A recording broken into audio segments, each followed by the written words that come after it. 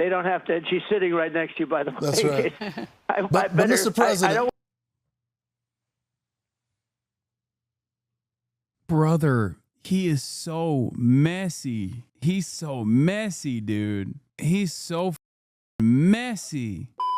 President Trump making major progress toward peace and high-stakes talks with Ukrainian President Zelensky and European leaders in the Oval Office yesterday. Look at that picture. President Trump also confirming a meeting between Russian President Putin and Zelensky is in the works before he hopefully meets them together. And joining us now on the phone with more details, the President of the United States, the 45th and 47th President Donald J. Trump. Mr. President, thanks so much for joining Fox and Friends this morning. I saw pieces of this convo, and it was so ass.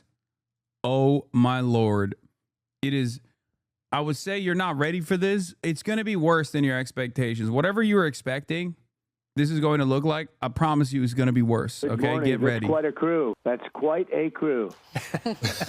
Well, Mr. President, the whole world was watching yesterday as you got leaders from the European Union, NATO, as well, from all over the world. How did you get them to Washington, to the Oval? Let me tell you how. Okay? Let me tell you why they came. Because last time Zelensky came by himself, it turned into a spectacular failure. Okay? So this time, the European allies, who are also servile to Donald Trump's interests, regardless of what, no matter how insane it is, they came with him so that at least like there would be some semblance of decorum. And they glazed them the entire time, hoping that the dude, the president of the United States, the quote unquote leader of the free world, doesn't turn around and say something insanely childish in the process. That's it. It's so funny. All of these like incredibly well-educated, supposedly brilliant minds have to literally sit around this perfect portrait of Europe's century of humiliation. EU leaders lined up like school children as Daddy Trump lectures and behind his desk. These guys all know Donald Trump is like, okay? They all know it. You think they don't know? Of course they know. And they just have to sit there and go, yes, Mr. President, you're so brilliant, Mr. President. Please tell us more about how Graydon Carter is a pussy and his Vanity Fair parties suck now. Please, we will sit in the cuck chair. What can we do? Nothing. They realized Trump is a very simple guy.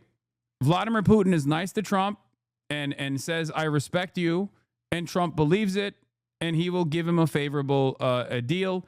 So they're like, oh, we got to do the same thing. We just got to brown nose him over and over again, in spite of the reality that like they all know he's a. They have to sit there when he goes, everybody transgender, and they go, yes, oui, everybody is transgender.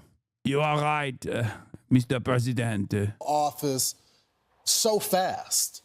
Well, I think really they have respect for our country again. A year ago, they wouldn't have Lowokeism. Lowokeism is cancerous, Mr. President. Oui. come. They wouldn't have even thought about it. Now, we've become the hottest country anywhere in the world. Everybody wants to be here. When I made the call, they came. And they said there's really never been anything like it. You know, you'd have one president or one prime minister, but there's never been, such a group.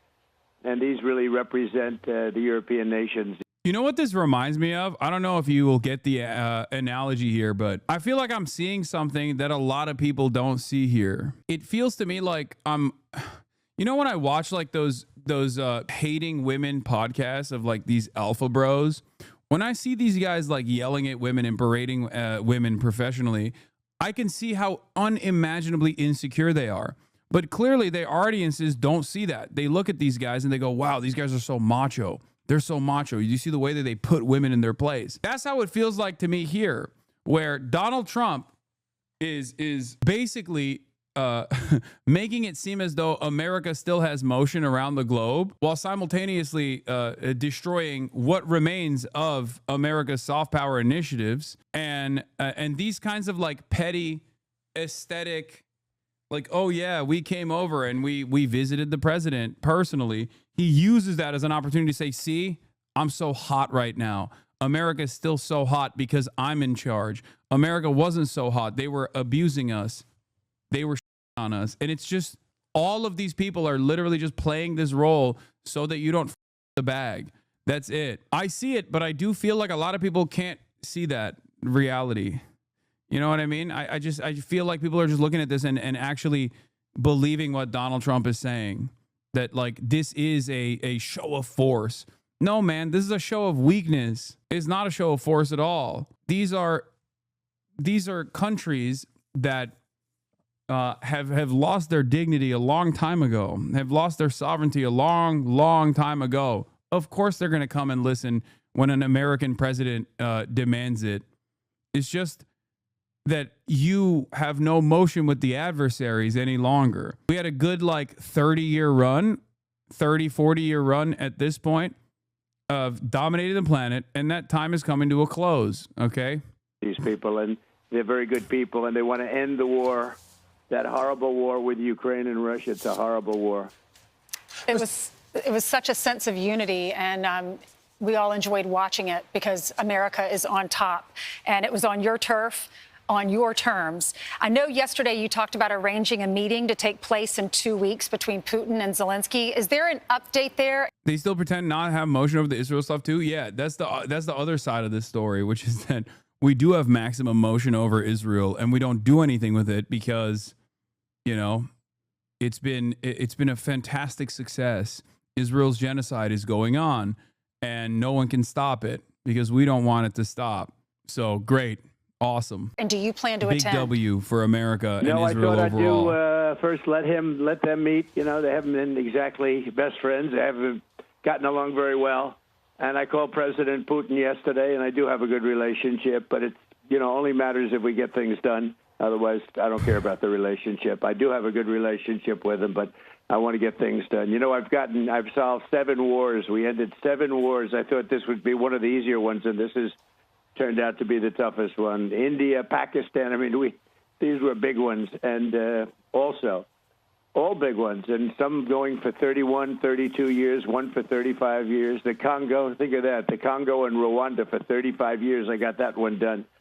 I got them all done, but this one is the one that is the most difficult, and I thought it would be an easy one. So I hope President Putin is going to be good, and if he's not, it's going to be a rough situation. And I hope that President Zelensky will do what he has to do. He has to show some flexibility also. The thing is a mess. This was started by Joe Biden. This was a war that should have never happened. Millions of people are dead. The country's blown to pieces, Ukraine, and it's a shame. My wife Melania wrote that beautiful note to President Putin about children. The children are devastated. They're taken away from their homes. The whole thing. And this is a war that would have never, ever, ever happened if we had a real president. So, Mr. President, it's been barely a week since you announced that first meeting in Alaska, and it's just been days since that meeting, and then you had the meeting yesterday. In the course of having these negotiations, what has surprised you the most between Zelensky and Putin in terms of their strength or weakness of their position right now? Well, I think the fact that maybe they're getting along a little bit better than I thought. Otherwise, I wouldn't have set up the 2 meeting. I would have set up a 3, a trilat. But I think they're doing a little bit better. There's been tremendous bad blood. And again, this was all worked out by an administration that didn't have a clue. And if you remember, they said, well, if you made a minor incursion, that would be okay. That was the end. The whole thing when Biden made that statement. But minor incursion, what does that mean? So I think they're doing okay. I wouldn't say they are ever going to be best friends, but they're doing okay. And we're just going to see. So we're setting up a meeting. I sort of set it up with Putin and Zelensky. And, they're the ones that have to call the shots. We're 7,000 miles away, in all fairness. We spent through the previous administration $350 billion. Europe has spent a lot also, $100 billion, but it should be reversed if we should have been in for anything. But it wouldn't have happened, so that would have been much better because so many people died. This is the biggest bad situation since World War II. I think the reason why he's doing I'm the peacekeeper, I'm doing peace also is because even his base recognizes that Israel is getting unlimited funds to do unlimited baby murder. So he has to make it seem as though he's keeping up his promises of being the anti-war president. And the dumbest motherfucker you know are going to go along with this, okay? The dumbest people that you know that never left their hometowns, they get all their knows from Facebook, are going to go along with this and be like, what do you mean? Trump is literally doing 6 wars. He ended 6 wars, dude. He's about to end a 7th. Like, what are you, stupid? Shut up. Yeah, the number of wars have gone up to 9. 9 wars now. 69 wars. I've ended 17 wars. I've ended so many wars. There's been nothing even close. So, Mr. President, I know you've been doing deals your entire life when it comes to real estate deals, but this was something a little different. The thing that is surprising a lot of people is when it comes to the security guarantees. I know President Putin said no NATO, and you said, you know what, we're just going to take that off the table. But you did get President Putin to agree to NATO-like protections. So tell us about that. What does that entail?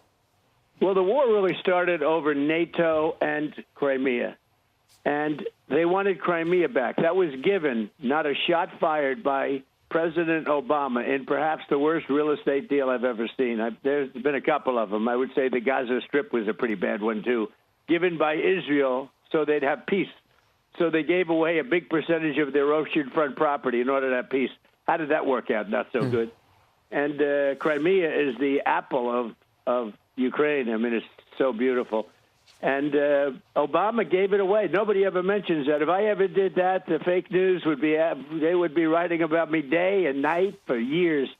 He gave it away. He demanded that they let it go. And Russia came in and took it, just took it like from a candy from a baby. And it was really Obama's, not really, I mean, that was pure and simple, Obama's fault. What a terrible thing he did to that country. And so they lost their heart. They lost the heart and soul of the Ukraine 14 years ago, whatever it might be. And it was so unnecessary to do that. And that's when it really began, when Obama gave it away. And then you had a lot of other events, but you have, tremendous hostility. The people of Ukraine were mortified when that took place. That really began a lot of hatred when they gave it. And they didn't have to. Not a shot was fired. They just took over the most valuable piece and the biggest piece, in a sense, and surrounded on 4 sides by ocean, just a little passage to get you back onto the mainland. The most beautiful piece of property you've ever seen as a real estate developer. I look at it, I said, why the heck did he do that to them? And so there's great hostility, and maybe rightfully so. But one thing was NATO. They went in. They said, we want you. We want to get Crimea back. This was at the beginning. Now, Putin, in all fairness to him, he made a good deal. He got it from Obama.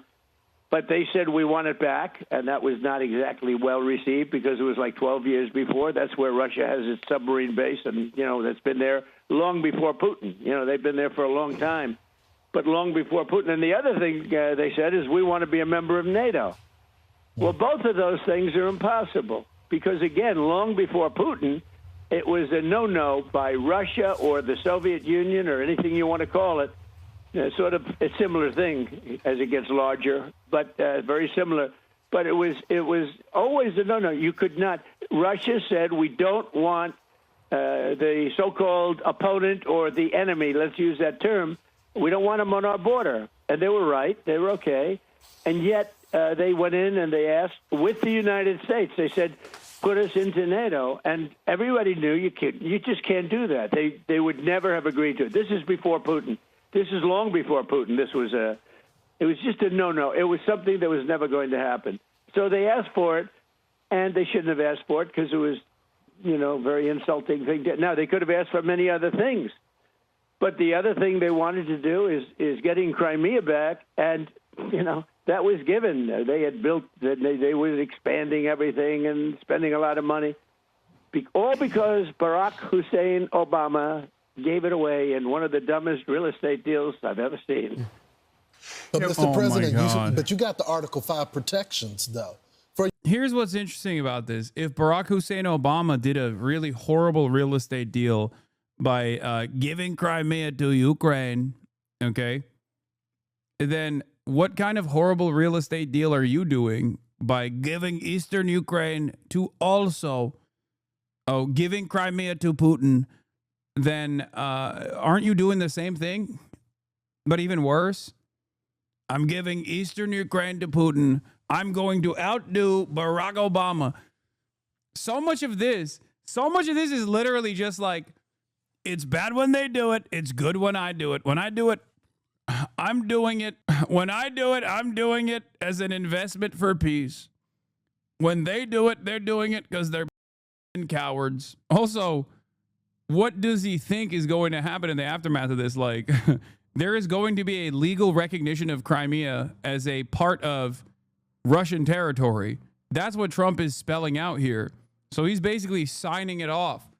So I don't even understand what he means by this when he's like, Barack Obama gave Crimea a bad real estate deal, very bad, not good. Ukraine. So they're not going to be a part of NATO, but you still got them the same protection. Why we're not. So they're not going to be a part of NATO, but we've got the European. It just reminds me of like when Donald Trump was being prosecuted for withholding like classified intelligence and refusing to cooperate with the authorities.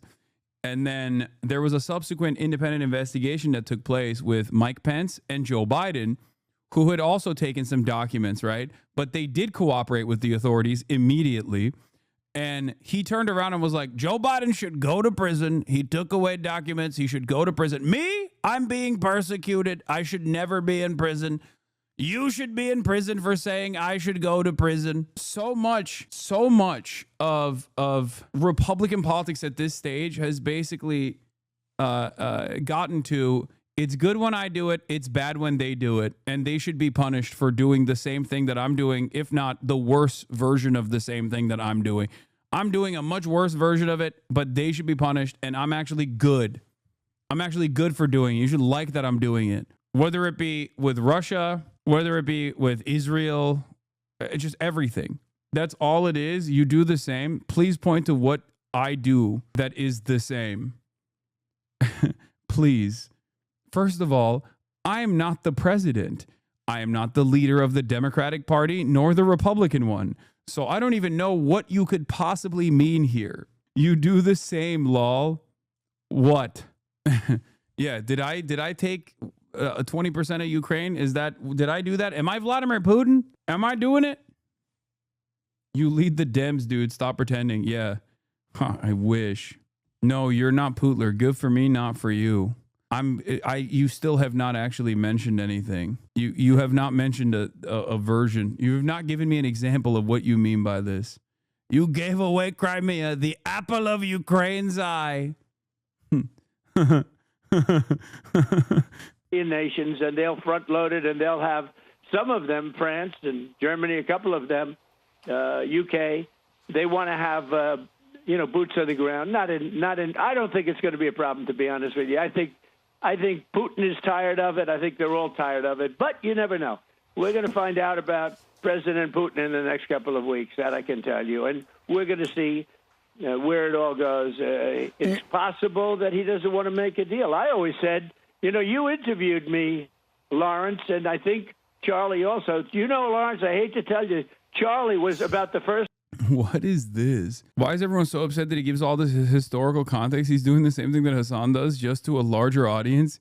You kind of do the same about how every time there's a global event, you explain all this historical context just like Trump does. You think Trump is explaining historical context? You think Trump knows the historical context of anything? Also, Trump is not a political commentator. He is the president. He said, you went to a Diddy party. 59 months up. He's just bored. He wants me to fucking pay attention to him. That's person in the world to endorse me. He endorsed me about a year before I ran. And that's why he called me this morning, sir, would you do an interview? And unlike Biden, I don't need permission from my staff, okay? And then only to be told that I'm not doing it. But Charlie endorsed me about a year before, I think, and he puts it up on his site. It's still not checked. It's still on his site. I endorsed President Trump before he even ran. So I always like a guy like that, I must tell you, Now, Lawrence is going to be a superstar, but he was a little later to the game, in all fairness. Lawrence. Well, it's a lot more crowded these days than it was back then. It's pretty but, Mr. crowded. President, what kind of assurances do you feel like you have that going forward and, past this Trump administration, it won't be American boots on the ground defending that border? Well, you have my assurance. I'm president, and I'm just trying to stop people from being killed, Charlie. Look, they're losing from 5,000 to 7,000 people a week in that ridiculous war that should have never happened. If we had a normal president, not even a great president, if we had a normal president, it wouldn't have happened. But we had a guy that didn't have a clue. And they're losing, think of it, 5,000 to 7,000 a week. So even these guys, they'll say, okay, let's meet next week. I say, you can't meet next week. Next week, you're going to have 7,000 more dead people. You can't do that. You got to get this thing done. One of the things at the table was one of the gentlemen, who's a great guy, but he said, I hope I didn't insult him. He said, well, let's meet in another month or two, and let's see if we can start, making some. I said, a month or two, you're going to have another 40,000 people dead in a month or two. You have to do it tonight. And I did, actually. I called President Putin, and we're trying to work out a meeting with President Zelensky. We'll see what happens there. And then if it works out, then I'll go to the trilat and close it up. Oh, that'd be good. Mr. President, did y'all discuss any land swaps yesterday? Because we've talked a lot about the Donbass region. And what was the feeling in the room? What did the other leaders say about this? Well, they understand. Look, everybody can play cute and this and that. But, Ukraine's going to get their life back. They're going to stop having people killed all over the place, and they're going to get a lot of land. But this was a war, and Russia is a powerful military nation, whether people like it or not. It's a powerful nation. It's a much bigger nation. It's not a war that should have been started. You don't do that. You don't take on a nation that's 10 times your size. And, military experts look, if it wasn't for the greatest military equipment, we make the greatest military equipment in the world, and we gave them, whatever. They took probably a lot of money, too. But they had tremendous, they had the Patriot missile, which is the best in the world. All the equipment, we make the best equipment in the world by far. Everyone else is like nothing. So we gave them a lot of equipment. Now, with that said, the Ukrainian soldiers were brave as hell because they're fighting a force that's much, much bigger and, in theory, much more powerful. And, it's not like they've stopped. I assume you've all seen the map. A big chunk of territory is taken, and that territory has been taken. Now, they're talking about Donbass, but Donbass right now, as you know, is 79% owned and controlled by Russia. Oh, my Lord. This is like, I feel like Brian Kilmeade is not on this panel, because if he was on this panel, he'd be like pushing back and being like, sorry, Mr. President, sorry. Ukraine didn't, like, he has a more, like, he has a closer to the liberal attitude on Russia and Ukraine. So good thing they have only the sycophants on today. But I mean, he's over here talking about how, like, Ukraine started it, all this shit. Why do you watch Fox? Oh my God. Every day someone asks this question. One, because you have to learn what your enemies are saying. That's number one. Number two, they are interviewing the American president currently. Okay? Especially at a time when, like, unfortunately, the American president seemingly makes unilateral decisions. We're at the mercy of this babbling old fool. So we have to understand where he's coming from, what he's saying. And also, last but not least, it is somewhat entertaining at times. Not right now, but so the trilat, more like unilat. They understand what that means. Mr. President, what did the other leaders tell you? Because it seemed to be, this is unlike the first Trump term. There was great unity that was there, and we saw their public comments. But when you got them in the Oval Office, and we have this photo of you sitting at the Resolute desk, and all of these world leaders are sitting in front of you. What did they say to you privately? Because it looked like they're on the same page as you, sir. Yeah, they are. They're very good people. They're very good leaders of their countries. And they want to get back to leading their country. They're consumed far more with this than we are because they're right there. We have an ocean that's separating us, right? Thing called an ocean, a big, beautiful ocean. And they don't. They're right there. So they have to. That's a different kind of a thing for them. When it comes to security, they're willing to put people on the ground. We're willing to help them with things, especially probably if you talk about by air, because nobody has the kind of stuff we have. Really, they don't have. But I don't think it's going to be a problem. I think if a deal is made, famous last words, right? But I think if a deal is made, I think Russia's had it. They've all had it. And for a very extended period of time, I don't think there'll be a problem. But there'll be some form of security. It can't be NATO because that's just not something that would ever happen. They couldn't do that. So who would want that? I mean, if you were Russia, who would want to have your enemy, your opponent, sitting on your line? You don't do that. So it was always thought that Ukraine was sort of a buffer between Russia and the rest of Europe. And it was a big, wide buffer. Everything worked out well until Biden got involved. You know, when Biden gave them $100 billion right up front, I don't give them anything. You know, I don't know if you know it, but since I've been there, we don't pay. First of all, I made a deal to take rare earth. That's the equivalent of much more than the $350 billion that Biden got away, because I felt so foolish. It was so stupid what he did. And I was able to make a deal with Ukraine, and they were very nice. They have great rare. I do think it's annoying that, you know, just like with Biden, the leader of the nation is supposed to be a decent communicator. And Biden failed on that because he was too old. And Trump is failing on that because he's also too old and insane. So, like, there's not even a moment of clarity here where he could just be like, because there are some things that he's saying. Like, he's trying to do the Mersheimer. He's been watching Mersheimer videos on YouTube. He's like, hey, Ukraine is supposed to be a buffer zone between Russia and NATO. It's unique to hear that perspective from an American president because NATO is your thing, okay? But like, he can't even get a salient point across because he's too insane and too narcissistic to present anything. Earth, among the best in the world, and we took much more than the $350 billion, and they were great about it. So we got that, handled. But now we don't pay any money to Ukraine. They buy through NATO, because I got NATO to go from 2% to 5%, 2% when they didn't pay, 2% of GDP, 2% when they didn't pay, and 5% now they do pay. So it's trillions of dollars.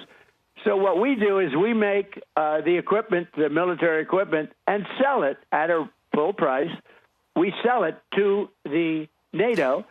We sell it to NATO, and NATO pays us immediately. And that's the way it's working. And then NATO takes it and does what they want with it, because they really have the right to do what they want with it. But for the most part, they give it to Ukraine. So President Trump, so we're not losing. We're not like we were with Biden, where we were paying hundreds of billions of dollars out. We're paying nothing. President Trump, during the meeting yesterday, when you decided to call Vladimir Putin, what was the reaction among the other people in the room, and what was President Putin's reaction to being brought into a phone call in the middle of your meeting? Well, I think they expected it. I didn't do it in front of them. I thought that would be disrespectful to President Putin. I wouldn't do that because they have not had the warmest relations, and actually President Putin wouldn't talk to the people from Europe. I mean, that was part of the problem. They had stepped out of the Oval Office to make the call? They had no communication with the White House for years as people died. Years with Biden and his people. No communication. Putin told me. Years. It was years that he didn't speak to anybody from the White House. And it was a long time that he didn't speak to anybody from Europe. No, it's a fractured relationship. And when I came in, I always had, despite the Russia hoax, which truly was a very dangerous thing for our country, but despite that, I maintained a very good relationship. I mean, you saw that when he got off his plane, I got off my plane. There's a warm. I think one of the craziest aspects of like all of these guys behaving in the servile way is that they also normalize what Trump is saying. They prove what Trump is saying is correct in the eyes of the broader public, because all of these other European leaders that have routinely criticized Donald Trump, all of these European leaders that spent the last 3 years being like, Russia is a madman, Putin is a madman, we have to militarily defeat Russia, now have to turn around and be like, Mr. President, it was so amazing that you were actually the only person who could bring Vladimir Putin to the table. You were the only president who could do that. They said that yesterday. Okay? They said that yesterday. Now, we understand why they're doing that. They're doing that so that, the bag doesn't get fucked up. They know that this is the only language Trump listens to, responds to. You have to glaze them. It is what it is. But what's crazy about it is that that ultimately makes them look fraudulent. And ironically enough, Biden had that same capability as well. Biden could have just as easily been like, we have to talk to Russia directly, instead of just casting that aside and having all the European leaders also take that position over and over again for 3 years. And then you cede ground to Donald Trump when he inevitably comes into power and then not only talks to Vladimir Putin, but also does so in a way that like offers no mind, no attention, no interest to the Ukrainian position here at all. None whatsoever. There that you can't, there's a decent feeling, and it's a good thing, not a bad thing. People would say, oh, that's such a terrible thing. It's not a terrible thing. You know what? We've got the most nuclear weapons in the world and the most powerful. He's got second. So can you describe for us how that happened? Did you just announce that you were going to go into the other room to make the phone call, and then you got up and left and then came back? I think they sort of knew I was, at the end of the meeting, I was going to call President Putin, and President Putin expected it, and he was there. Now, by the time I called him, it was 1 o'clock in the morning in Russia. Russia's a big place. They have 11 time zones, I believe, 9 or 11, but I think it's 11. But think Mr. of it, President, 11 time zones. That's a lot of time zones. So it was late. It was like 1 o'clock in the morning, but he picked it up very happily. Sure, he works very hard, like we all do. And we had a very good call. And I told him that we're going to set up a meeting with President Zelensky, and you and he will meet. And then after that meeting, if everything works out, okay, I'll meet and we'll wrap it up. But, it takes, in this case, 2 to tango. They have to have somewhat of a relationship. Otherwise, we're just wasting a lot of time. I don't want to be doing that I just want to end it. I want to end it. We're not losing American lives. We're not losing American soldiers. We're losing Russian and Ukrainian, mostly soldiers, some people as missiles hit wrong spots or get lobbed into cities like Kiev and towns. But, if I can save 7,000 people a week from being killed, I think that's I want to try and get to heaven if possible. I'm hearing I'm not doing well. I hear I'm really at the bottom of the totem pole. But if I can get to heaven. It is wild how much he glazes Putin. Like, it's truly, it shocks me. I'll be honest. Like, he does not have this level of respect for anybody, dude. It is crazy. It's not necessarily a bad thing to show respect to a foreign adversary, especially if you're pursuing the path of peace. But if you're a guy like Donald Trump and you're constantly undermining, bullying every single person around you, all of our foreign allies, and then you only have this kind of glaze for foreign adversaries, it is interesting. It also doesn't make sense because, like, it's not like he's changing. Like, he glazes Xi as well all the time, and that's great, but it's not like it reflects in the policy making side. He will glaze Xi while simultaneously actively doing everything he can to try to fight China's influence around the globe and fail to actually achieve that objective anyway. And I don't even know if there is any capacity to undermine Chinese influence around the world at this stage. So if you're going to be so nice and if you're going to glaze them, then why not cooperate, Evan, this will be one of the reasons. Well, I think I saved a lot of lives with India, Pakistan. They were going at it. The planes were being shot down. That was going to be maybe a nuclear war if I let that go. And I did that through trade. I was negotiating with both of them. I said, I'm not going to make a trade deal with you guys. You're fighting until you get peace. And I got them on the phone. I made a peace deal. And many deals, 6, actually 7. And then we took out the nuclear capability from Iran. That was a big one in those pilots and those planes. When people say, we had the B-2 fly right over President Putin as he left his plane. He looked up, he said, what the hell is that? That's a hell of a noise. We didn't make it environmentally friendly, okay? If that's with you guys. Did the First Lady let you read the letter that Mrs. Zelensky wrote to her? I purposely didn't. I did not do it purposely. It was given to me sealed. And I'm sure it would have been fine, but she gave a letter to Melania, and Melania told me it was absolutely a beautiful letter. So. Yo, you think he's getting Putin, he's so handsome. He sent, isn't it beautiful? He sent a photo of himself shirtless riding a horse. I loved it. I loved it. And she loved it too. We love it together. I sit in the chair. I watch. It's great. This whole time, I thought Melania was the one getting. It turns out maybe Trump is getting cucked. So I'm going to see it. She's sending me a copy, but I gave it to her yesterday, sealed. It's nice when you give something sealed. I don't like when things are open. I don't like it. So anyway, Mr. but President. it was a beautiful letter, I'm sure. Mr. President, there was a lot of talk yesterday when we were watching this about what happens after your presidency. How can we ensure that this conflict, that Putin doesn't inch in closer or more into the Ukraine territory?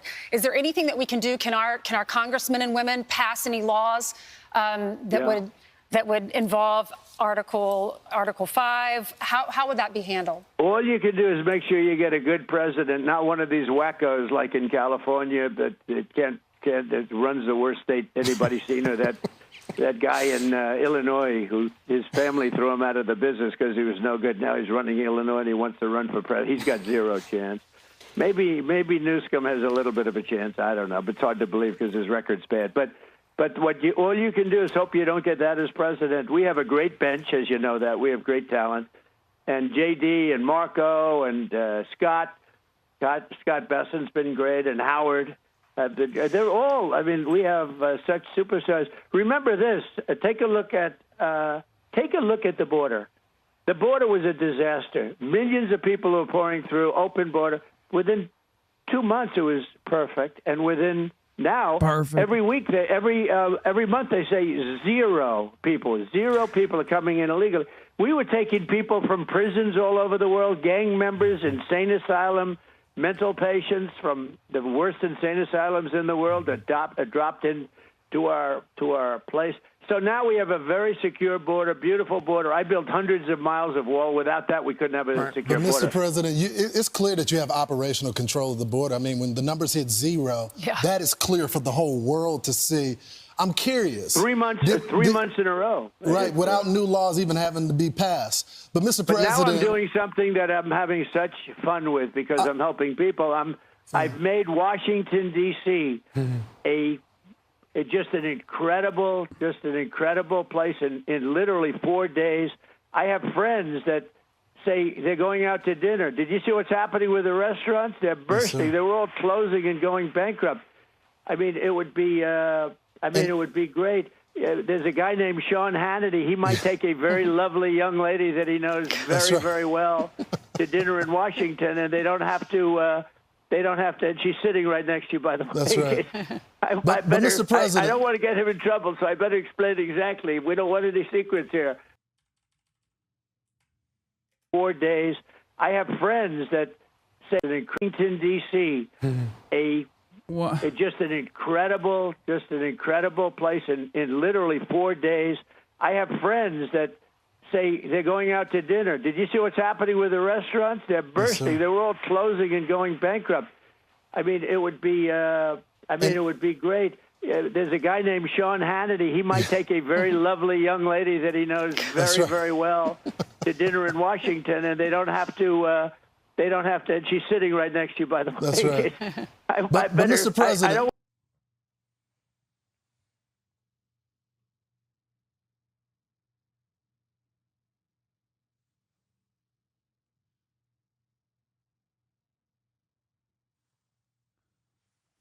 Brother, he is so messy. He's so messy, dude. He's so f***ing messy. I want to get him in trouble, so I better explain exactly. We don't want any secrets here. But exactly that's the greatest relationship. I hope I'm not breaking any news. This could be the biggest. Hey, this could be the most important thing I said. But let me tell you, those are two great, Ainsley and Sean, great people. And when they go out to dinner, I don't want to see them get mugged. Now they can go out, they can hold hands, they can walk down the street. They're both superstars. I want to know who makes more money because she's got to be making a lot. Mr. President, we're so happy for them. But on a serious note, Mr. President, when you have those world leaders, because this is the topic of conversation for the whole world, when you had them sitting in front of you, did they express concerns about the next president, that they're not going to get the same type of treatment, security guarantees? Part of the deterrent of future attacks is your peace through strength. So that they say to you, Mr. President, we're concerned about the next leader? They did. We talked about it. You know, it is what it is. I could say the same thing about them. I said, supposing you get a terrible leader in UK or France, or, you know, we had Ursula there who runs the whole gamut. You know, we just made the biggest trade deal in the world. She's in charge of the Commission, the European Commission, and she's the boss. She was there too. I mean, that was really an incredible array of people. But you know, they say that actually maybe even more with regard to the economy. We have $17 trillion being invested in the United States and committed, and numbers that nobody's ever seen for AI plants and for this and for that. And we're taking in trillions and trillions of dollars. That's why we're doing so well. Plants are being built all over the country. Our country has gone from a Dude, for sure. For sure. That's definitely happening. Things are so good. If only he just keeps repeating this over and over again, then maybe people will believe it. Now, of course, there are some people who do believe it. Those people are insane. It's a cult. But I think this will consistently diminish the number of people in Trump's base, like the Trump loyalists. It's virtually impossible for them. It's virtually impossible for them to not recognize. Drop that Addy, bro. What? Listening to Trump is one thing, but if your wallet is hurting, you're going to feel that, okay? And as long as Trump keeps saying, oh, it's so good, it's so good, so many incredible opportunities for Americans to work like good paying manufacturing jobs. If it doesn't happen, and people are eventually going to go, all right, dude, you lied to me. And every day, there is always going to be another person that decides for one reason or another that this shit is not working for them. Country 1 year ago with a You cannot, just like the Brandon administration tried, you can't just like wish cast away the impact of inflation or the impact of not having viable, well-paying job opportunities. You can't do that. This country in the world, and every one of those people said it yesterday. They said in 6 months you made this the hottest country in the world that we are. We have $17 trillion coming in, and they said, well, what happens if you're no longer president and somebody comes in and cancels the tariffs that we've invested hundreds of billions of dollars on building these plants, and now you have some anti-business person come in? I said, well, life is full of nasty little surprises, but I don't think it's going to happen. We have a great bench, and the bench is really talented. You see a lot of the people, and I think you're going to get great people in government. Well, President Trump, we want to thank you so much for joining us this morning. We know that you have lots of other wars around the world that you need to end, and that's more important than anything. So we appreciate you joining us this morning. Thank you very much, Mr. President. Thank you so much. Thank you. It's so funny he does not want J.D. Vance to be president. Yeah, that's going to happen regardless, though, whether he wants it or not. What? I mean, it might not happen, but like J.D. Vance is eyeing that top spot as aggressively. Your thumbnail looks like you got Trump on the phone. I do. I've been talking to him directly. He's been communicating with me in my dreams.